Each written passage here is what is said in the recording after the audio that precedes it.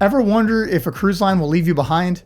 The answer is yes, absolutely. And they will turn you into a pier runner. In today's video, I'm gonna go over exactly what it is to be a pier runner, a recent story about how a teen left their parents, and how you can avoid becoming a pier runner with some great easy tips. Let's jump into everything you need to know right now. So here's what went down. A recent high school graduate took a celebratory cruise with their parents. They got off in port, enjoyed the excursions, enjoyed some shopping, and decided, hey, we're cutting it pretty close to time, we should head back. They warned their parents multiple times, hey, we're getting close, we need to go. After warning their parents several times, they decided to go back to the ship solo. They said they told their parents, hey, please be back by 4 as all aboard time is 4:30. At 4:45, their parents still weren't back on the ship. They texted their parents to find out where they were, and they were still haggling over jewelry. As their parents finally made it to the pier, they were just in time to watch the ship sail away without them. They became a classic example of pier runners, people chasing the ship down the pier as it sails away. And while this sounds crazy, it happens all the time. The teen went on Reddit to ask, are they the problem, where they got thousands of responses saying, no, absolutely not, you're not their babysitter, and you did the right thing. Their parents, however, were furious because they got stuck with a ton of out-of-pocket expenses they hadn't planned on. This included things like flights, transportation, and lodging, now that they had nowhere to stay, no clothes, and no way to get home or to the next port. So before we jump into the simple tips to avoid this catastrophe, I want to know, what would you do in this situation? Would you sail away without your family, or would you get off the ship and wave goodbye from the pier? Alright, so let's turn this cautionary tale into something helpful for you. Here's some simple tips on how to avoid becoming a pier runner and being left behind. First and foremost, know your all aboard time. This is not a suggested time. This is what the cruise line considers their last call for boarding.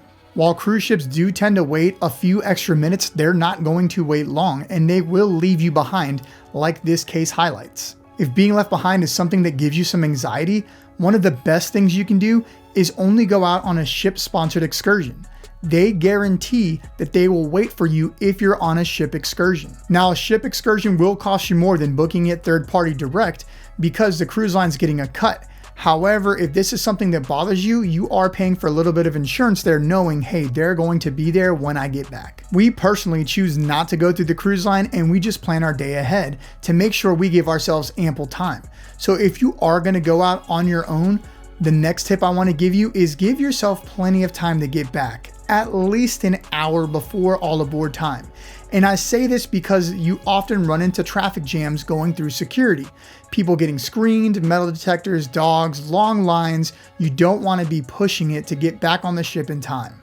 The next pro tip is if you're going to be using your phone to keep time, set alarms, or reminders of when to be back, remember that your phone needs to be synced to ship time, not local time, as they often differ. Cruise lines will let you know what ship time is, and if you're not sure, you can ask a staff member as you're disembarking, what is ship time? Make those adjustments and know ahead of time. You don't want to think that you're an hour early and you're actually an hour late. That's something that can happen very easy when you take your plane off airplane mode and it updates to the local time. So make sure you understand the time difference. A simple trick to make sure this doesn't happen to you is to wear an analog watch instead of a digital watch. That way we can set it to ship time and we know exactly what time it is on board and what time they're going to leave, and we can plan accordingly. And if you end up being the responsible party in your group and you're back before others that are going to be late, you can try to help them out by communicating early with guest services or security and letting them know, hey, these are the people that aren't back yet. And if you're in contact with them, let them know how far away they are and what their ETA is to come back. If they know they're only 5-6 minutes away, they may be more inclined to wait for them than if they don't know where they're at all. Now, I know this all seems a little dramatic, but it happens more often than you'd like to think. People running down the pier, waving their hands, screaming, pleading for the ship to come back. But once those mooring lines are off, they're not coming back, it's game over. Following those simple tricks should keep you from becoming a pier runner. If you found this video helpful, don't forget to like and subscribe. As always, you can use the QR code here or the link in the description down below to go to amy'sturnkeytravel.com to have Amy book the perfect cruise on the perfect itinerary for you.